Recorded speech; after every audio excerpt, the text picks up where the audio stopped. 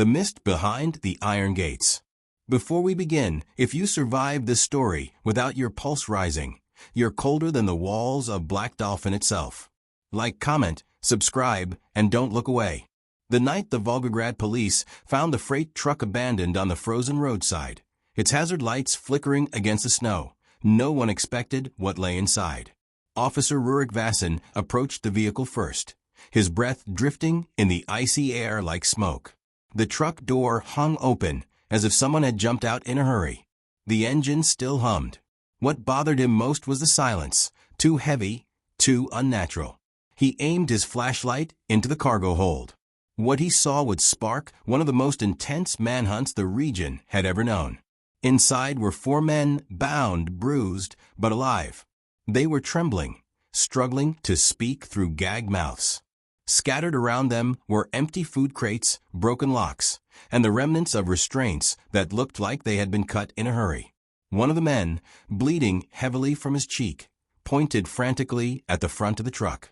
Rurik followed the trail of blood smeared across the metal panels, leading to a message scrawled violently with a finger. He's not done. It took the police less than 30 minutes to identify the owner of the truck, Anton Markov, a mid-level smuggler known more for petty extortion than violence. But something about this scene looked different, calculated, precise, almost ritualistic. Then came the discovery that changed everything. A kilometer away, barely visible beneath the snow, lay another body. But this one wasn't bound or injured. This man had been executed. Cleanly. Quietly. No struggle, no hesitation. The body belonged to the truck's co-driver, but the real shock was what he carried in his jacket pocket, a folded blueprint of a small commercial compound near Orenburg, with one building circled in red. That building belonged to a man the Russian criminal underworld only whispered about. Viktor Malenkov, a man with a past soaked in violence, a man serving life inside Black Dolphin Prison for crimes so severe that even other inmates feared his name. A man who, according to official records, had been behind bars for nearly 17 years without a single disciplinary infraction. A man who should have had no contact with the outside world. Detective Elena Sokolova was assigned to lead the investigation. She knew Malenkov's file better than most. She had studied him during her academy years as part of a behavioral analysis project. His case had haunted her ever since. A former enforcer for a major organized group, Malenkov had earned a reputation for never leaving witnesses alive. But his arrest had been strangely peaceful. No shootout, no chase, no resistance. He simply surrendered. That was the first mystery. The second was what happened after he entered Black Dolphin. He stopped talking. To everyone. For years. So why was his name suddenly resurfacing in connection with an attempted kidnapping and a cryptic message written in blood? Elena met with the surviving victims from the truck. Their voices trembled as they recounted the same story. They had been abducted, held in the truck for nearly 2 days, and interrogated by a man they never saw clearly. His face was always covered, his voice distorted. But he asked the same question over and over. Where is the file? They had no idea what file he meant, and they insisted they had never heard of Malenkov. Meanwhile, the autopsy of the executed co-driver revealed something unsettling. Before he died, he had been forced to swallow a small metal capsule. The capsule was punctured, empty. Whatever had been inside was gone. Toxicology showed no poison. It wasn't designed to kill him. It was designed to hide something, or smuggle something. Hours later, Elena received a new lead, surveillance footage from a gas station near the point where the truck was discovered. The camera captured a lone figure stepping out of the passenger side, adjusting his hood, and walking away with slow, deliberate confidence. The timestamp was just minutes before the police arrived. The footage was grainy, but growth-enhancing software managed to sharpen the silhouette just enough to reveal a detail that froze Elena in place. The man walked with a distinct limp. A limp identical to the one Viktor Malenkov sustained during his arrest 17 years earlier, when a bullet shattered his left knee. But that made no sense. Malenkov was currently locked in one of the most secure prisons on Earth, guarded around the clock, monitored constantly, never left unshackled, and certainly never left unobserved. Black Dolphin Prison didn't allow escapes, didn't allow communication, didn't even allow prisoners to sit or sleep during the day. So how could a man who hadn't touched free soil in nearly 2 decades be connected to a fresh crime scene? By midnight, Elena had only one option left. She had to go inside Black Dolphin. She didn't know what she would find. She didn't know who would talk. She didn't know if Malenkov even could talk after years of isolation. But she did know one thing.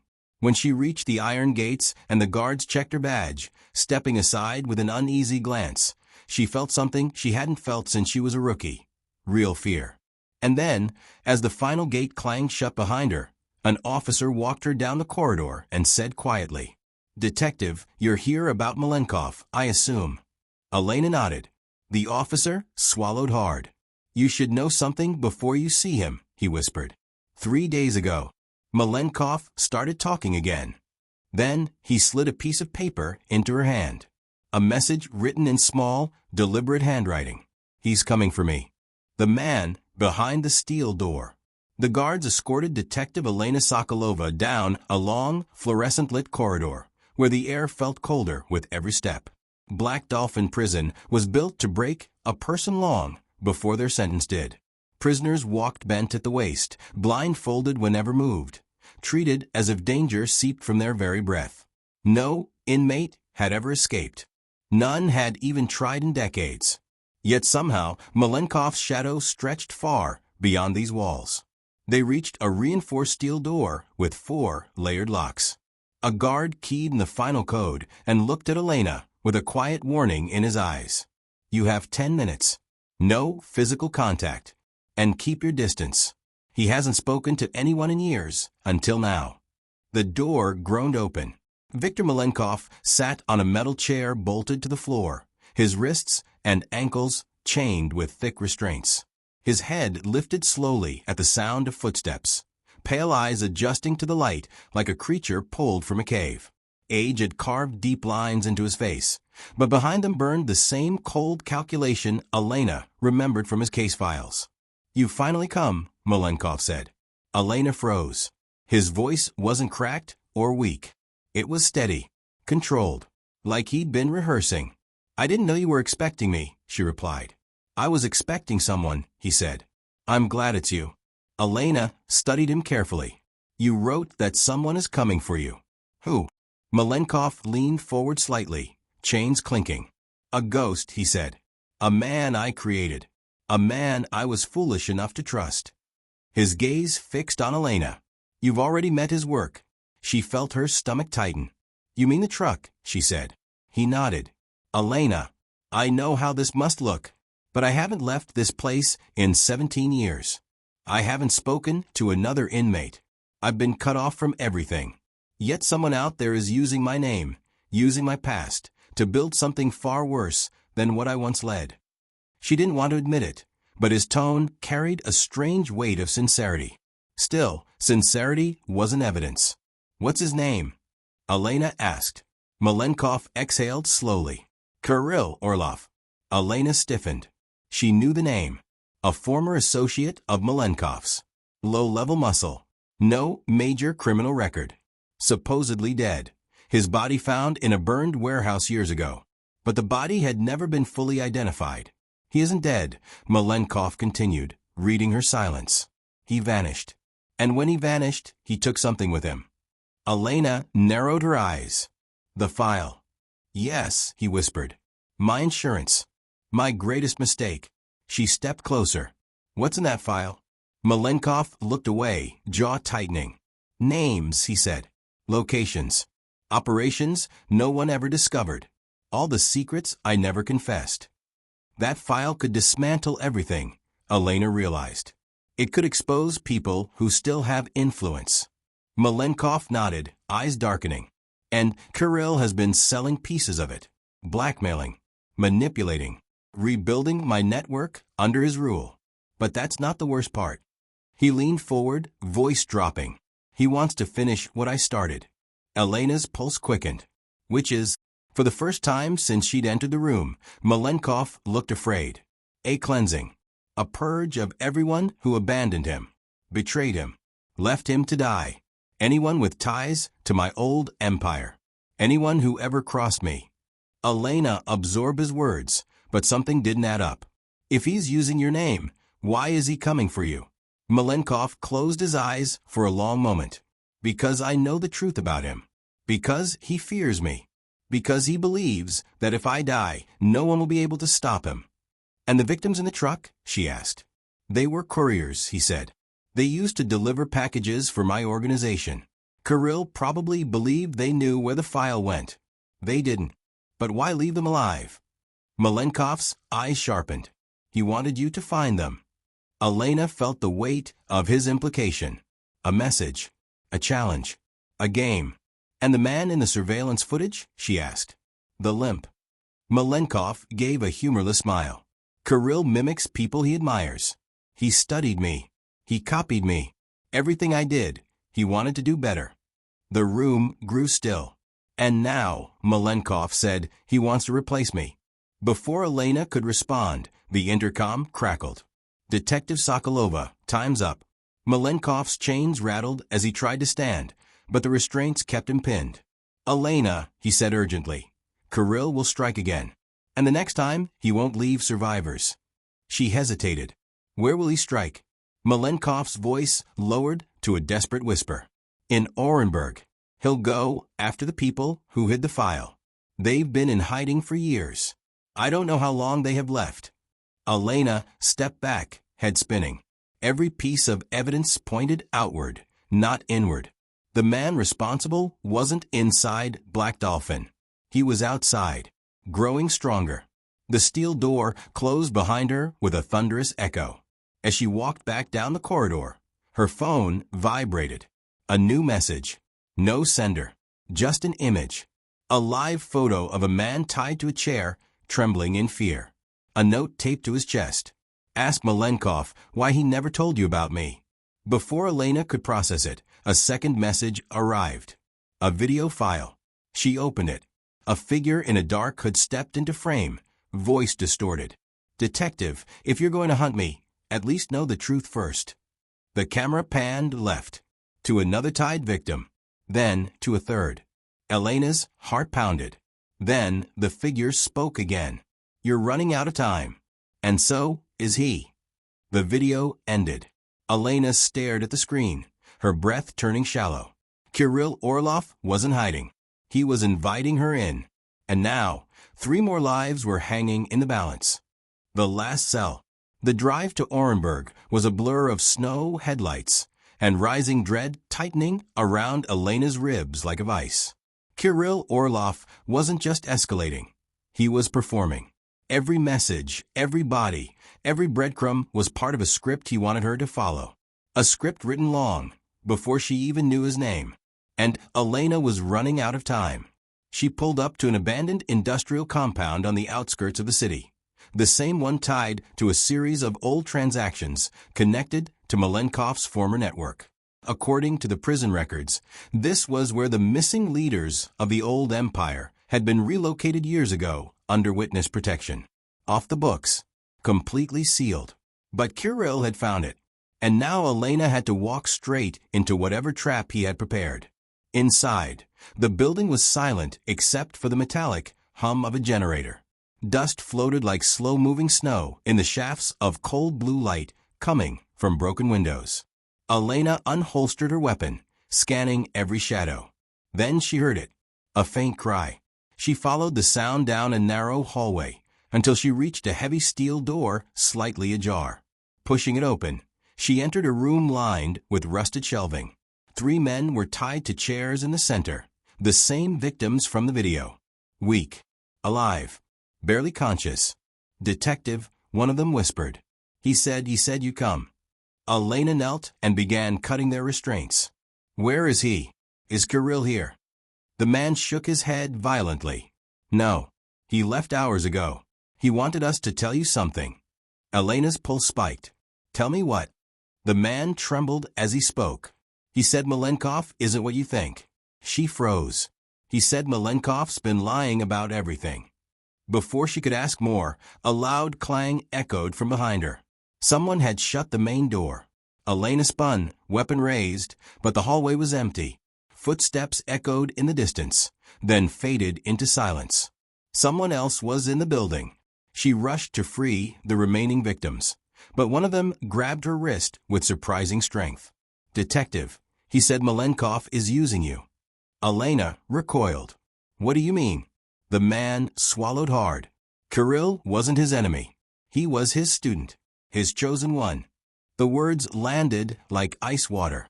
"That file Kirill stole," the man continued. "He didn't steal it. Malenkov gave it to him." Elena stood slowly. Her chest tightened. "No, that's impossible," Malenkov said. "He lied." The man coughed, shaking. Kirill was supposed to rise, was supposed to finish what Malenkov couldn't. But Kirill realized Malenkov planned to sacrifice him in the end. That's why he turned. Elena staggered back as the truth cracked open like a fault line. Malenkov had never lost control. Malenkov had created everything, and Kirill was the consequence. Suddenly, her phone vibrated. A text message. Unknown number. "You deserve the truth. Come alone." Attached was a location. Elena's breath caught when she saw it. Black Dolphin Prison. She didn't hesitate. She drove through the night, snow whipping across the road like white knives. By sunrise, the black silhouette of the prison rose into view, a fortress of concrete and steel. The guards met her at the gate, puzzled but cooperative when she flashed her credentials. Within minutes, Elena was inside. The same cold corridors, the same suffocating silence, the same door where she first met Malenkov. But this time, when the locks disengaged and the door opened, Malenkov was standing, unchained, waiting. The guards behind Elena stiffened, confused. "Close the door," Malenkov said quietly. And to her horror, they did. Elena stepped back, gun drawn. "How are you out of restraints?" Malenkov smiled. "A man builds loyalty in many ways, detective. Fear, respect, secrets." "You manipulated Kirill," Elena said. "You trained him, used him. And when he broke away, you made me believe he was hunting you." "He was hunting me," Malenkov said. "But not for the reasons you thought." He took a slow step toward her. "Kirill believed he could become greater than me. A new king rising from old ashes. But a king cannot rise if the old one still breathes." Elena's hands trembled. "You framed him." "No," Malenkov said. "I shaped him. And he disappointed me." He looked past her, as if speaking to an invisible audience. "The killings, the messages, the theater of it all. Kirill thought he was exposing me. But what he exposed was his weakness, his fear, his desperation to be seen." Malenkov sighed. "So I let him perform. And I let you chase his shadows. Because now," his eyes sharpened like a blade, "the world will blame him for everything." Elena felt her stomach drop as she realized what he meant. "You planned this," she whispered. "You planned everything." Malenkov nodded almost gently. "And now, detective, there is one final act." Footsteps approached from behind her. Elena spun. Kirill Orlov emerged from the shadows of the hallway, bruised, limping, breathing hard, but alive. His eyes burned with rage and betrayal. "Malenkov!" Kirill roared. Elena stood between them. "Kirill, stop." But he wasn't looking at her. He was looking at the man who made him, and then destroyed him. Malenkov stepped forward calmly. "Come now, Kirill. You wanted to confront me. Here I am." Kirill raised a trembling gun, pointing it directly at the man he once worshipped. "You ruined my life," he shouted. "You used me." "Yes," Malenkov said softly. "And you let me." The shot echoed through the corridor like thunder. Elena gasped, not because Malenkov fell, but because he didn't.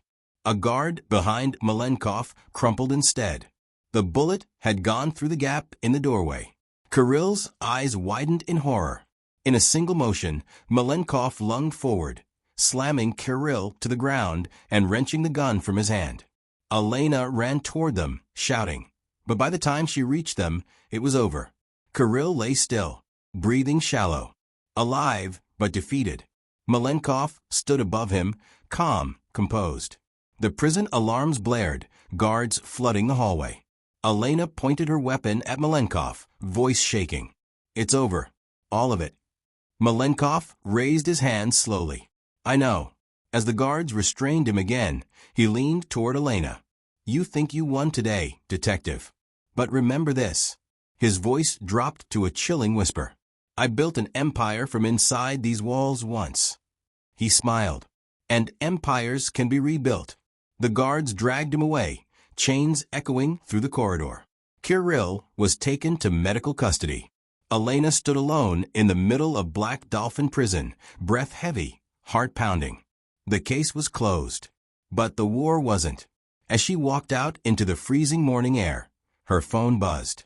A new message. From an unknown number. Just 3 words. "He isn't done."